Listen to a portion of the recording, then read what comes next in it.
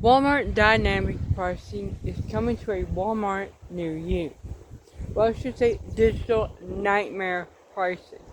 This Tracy political atheist. Now, over the weekend, my daughter and I went to Walmart. We took a friend of ours, a family friend, to Walmart.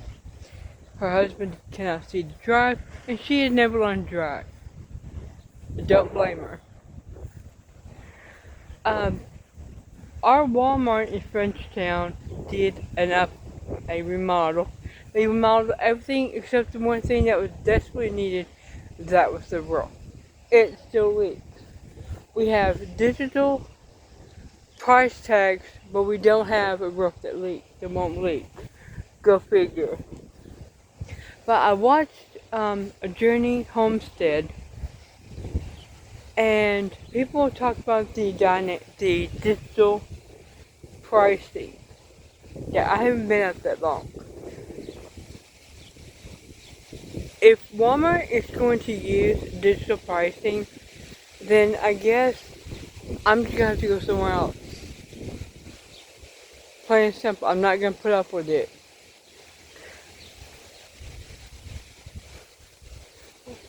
Nor should anybody put up with. People, why are we putting up with this? Have you ever stopped to ask yourself, why do we put up with the bullshit we put up with? Because we're socially engineered. Do you think that we should put up with it? We should be happy to put up with it.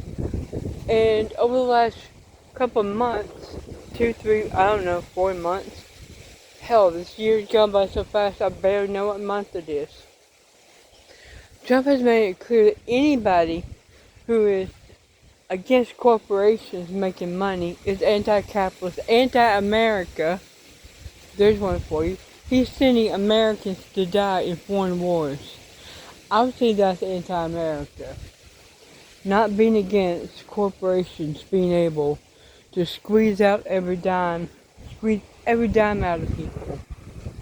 That to me makes sense. Putting a stop to it. But hey, that's just me, right? No, it's time for us to start looking at other alternatives. You probably hear the lake.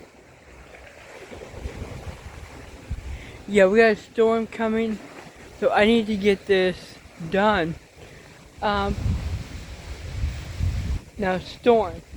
It's time that the American people finally realize that our number one threat is not China, it is not Iran, or pull the letter out of the fishbowl in this country to go with it.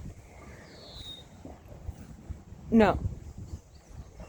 There's no foreign country who is a bigger threat to you and me than our own government. It is the biggest threat to the American people. They've allowed Walmart to do the digital pricing, which allows them to jack up the price. Okay, here's how that works. From what I understand, okay, this would be your very basic Barney Fife understanding. You grab a bottle of 98-cent mustard. You walk through the door at Walmart. They're right by the door. Their mustard, ketchup, all the stuff right now is 98 cents for a small bottle. You're in the store. Say you go in at 4, by 5 when you're leaving. All of a sudden, there's more people buying the exact same items you bought. Well, those items that were 98 cents when you picked them up at the store will now be $2 each. Why? Because you and 19 other people bought it. 19 plus other people bought it.